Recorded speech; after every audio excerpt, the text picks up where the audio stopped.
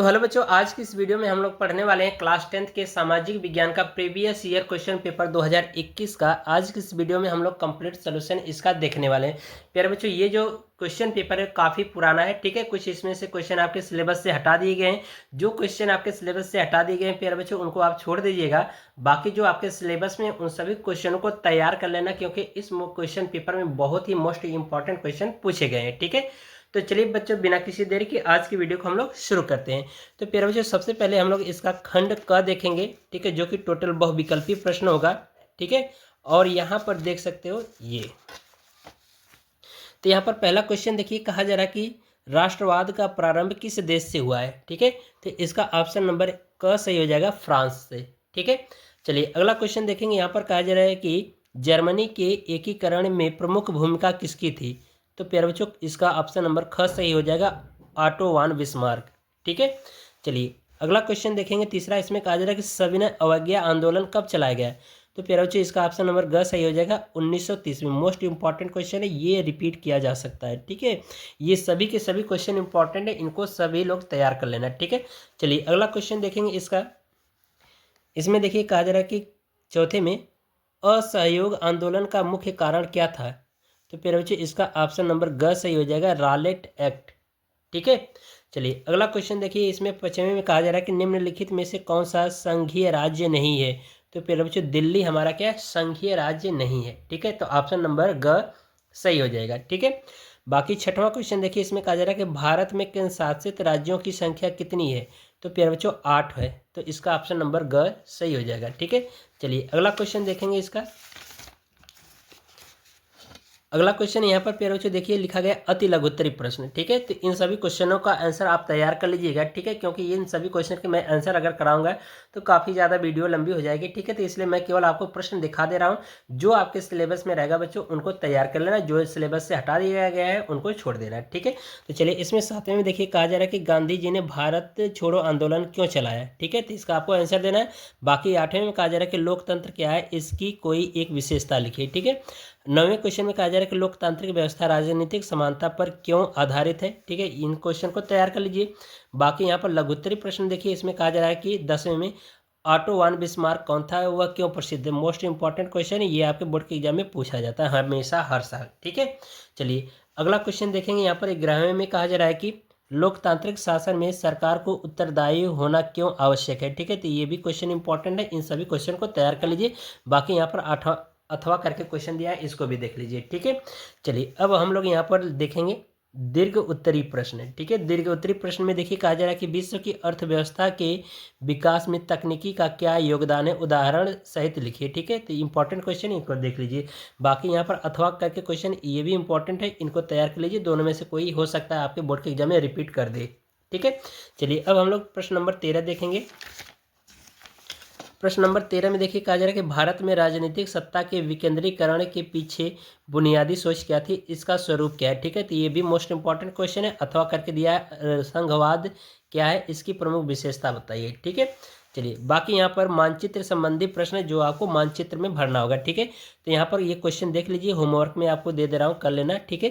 पहले पॉइंट में कहा जा रहा है कि वह स्थान जहाँ 1927 में कांग्रेस अधिवेशन हुआ था, ठीक है। और दूसरा क्वेश्चन कहा जा रहा है वह स्थान जहां किसान सत्याग्रह हुआ था, ठीक है। अगला क्वेश्चन वह स्थान जहां दिसंबर 1920 में कांग्रेस अधिवेशन हुआ था, ठीक है।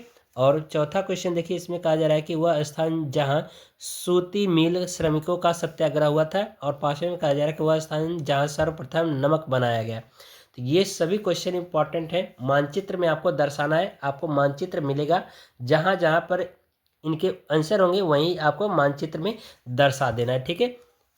बात समझ आ रही है। चलिए बाकी यहाँ पर देखो, कहा जा रहा है कि ये केवल दृष्टिबाधित परीक्षार्थियों के लिए क्वेश्चन है, तो इसको आपको छोड़ देना है, ठीक है। अगला क्वेश्चन यहाँ पर हम लोग देखेंगे खंड ख, ठीक है। इसमें भी आपके कुल बहुविकल्पी प्रश्न है, ठीक है। इसको भी तैयार कर लीजिएगा, ठीक है। इसमें देखिए कहा जा रहा है 15वें में कि कैराजार की कोयला निम्नलिखित में से किस प्रकार का संसाधन है। तो प्यारे बच्चों, इसका ऑप्शन नंबर ग सही हो जाएगा, अनवीकरणीय योग्य संसाधन है, क्योंकि ये इसका उपयोग लगातार किया जाएगा तो ये क्या हो जाएगा, खत्म हो जाएगा, तो इसलिए अनवीकरणीय ऊर्जा स्रोत है, ठीक है। चलिए अगला क्वेश्चन देखेंगे। यहाँ पर 16वें में देखिए, कहा जा रहा है कि निम्नलिखित में से कौन सी एक खरीफ फसल है। तो प्यारे बच्चों, इसका ऑप्शन नंबर ग सही हो जाएगा, धान, ठीक है। चलिए 17वां क्वेश्चन देखिए, इसमें कहा जा रहा है कि निम्न में से कौन सा भारत में प्रमुख परिवहन साधन है। तो फिर बच्चों इसका ऑप्शन नंबर ख सही हो जाएगा, सड़क परिवहन। ठीक है। चलिए अब हम लोग इसका अगला क्वेश्चन देखेंगे। अगले क्वेश्चन में देखिए कहा जा रहा है कि निम्नलिखित में से किस वस्तु का निर्यात भारत से नहीं होता है। तो फिर बच्चों इसका उर्वरक का निर्यात भारत से नहीं होता, तो ऑप्शन नंबर क सही हो जाएगा। ठीक है। बाकी अगला क्वेश्चन देखेंगे, इसमें देखिए कहा जा रहा है कि निम्नलिखित देशों में से मानव विकास सूचकांक यानी HDI के लिहाज से किस देश की स्थिति अन्य से बेहतर है। तो फिर बच्चों म्यांमार। ठीक है। तो ऑप्शन नंबर घ सही हो जाएगा। ठीक है। चलिए 20वां क्वेश्चन देखिए, इसमें कहा जा रहा है कि निम्नलिखित में से कौन सी रेशेदार फसल है। तो फिर बच्चों इसका ऑप्शन नंबर ग सही हो जाएगा, जूट। ठीक है। चलिए बाकी यहाँ पर आपको अति लघुत्तरीय प्रश्न आपको दिखा दे रहा हूँ, उन सभी क्वेश्चनों को आप देख लीजिए। 21वें में कहा जा रहा है कि अर्थव्यवस्था के तृतीय क्षेत्र से आप क्या समझते हैं। ठीक है। और इसमें आप देखिए 22वें में कहा जा रहा है कि प्रच्छन्न छिपी हुई बेरोजगारी से आप क्या समझते हैं। ठीक है। और 23वें क्वेश्चन में कहा जा रहा है कि संगठित क्षेत्र को परिभाषित कीजिए। अब इसके बाद लघुत्तरीय प्रश्न देख लीजिए। लघुत्तरीय प्रश्न में आपको क्या पूछेगा, इसमें कह रहा है कि अलौह खनिज से आप क्या समझते हैं, कोई दो का उदाहरण दीजिए। ठीक है। बाकी ये अथवा करके ये वाला क्वेश्चन देख लीजिए। ठीक है। अब इसके बाद यहाँ पर अगला क्वेश्चन देखिए, इसमें कहा जा रहा है कि भारतीय कृषि की कोई 3 विशेषता बताइए, अथवा करके दिया है विदेशी व्यापार के लाभों का वर्णन कीजिए। ठीक है। और फिर इसके बाद यहाँ पर देखिए दीर्घ उत्तरीय प्रश्न आपको दे रखा है 26 नंबर वाले क्वेश्चन में। इसमें देखिए कहा जा रहा है कि परिवहन तथा संचार के साधन को किसी देश तथा अर्थव्यवस्था की जीवन रेखा क्यों कहते हैं। ठीक है। तो इसको आप तैयार कर लीजिएगा। बाकी अथवा क्वेश्चन ये वाला है। ठीक है। अंतर्राष्ट्रीय व्यापार की बदलती प्रवृत्तियों का उल्लेख कीजिए। ठीक है। अब इसके बाद बच्चों यहाँ पर प्रश्न नंबर 27 देखिए, कहा जा रहा है कि मृदा अपरदन से आप क्या समझते हैं। मृदा अपरदन के उत्तरदायी किन्हीं 3 कारणों का उल्लेख कीजिए। मोस्ट इंपॉर्टेंट क्वेश्चन, ये हर बार रिपीट किया जाता है। अथवा करके ये दिया गया है कि भारत में उपभोक्ता आंदोलन का आरंभ करने के लिए उत्तरदायी कारणों को वर्णन कीजिए। ठीक है। ये हो गया क्वेश्चन। अब इसके बाद यहाँ पर अगला क्वेश्चन यहाँ पर देख लीजिए, ये आपका मानचित्र वर्क है। ठीक है। आपको मानचित्र में दर्शाना है, और यहाँ पर देखिए मैंने आंसर लिख दिया है। इसमें कहा जा रहा है कि गुजरात की राजधानी नगर आपको इस चिन्ह द्वारा दर्शाना है, तो वो कौन सा होगा, गांधीनगर होगा। आपको मैप में दर्शा देना होगा गांधीनगर इस चिन्ह द्वारा। ठीक है।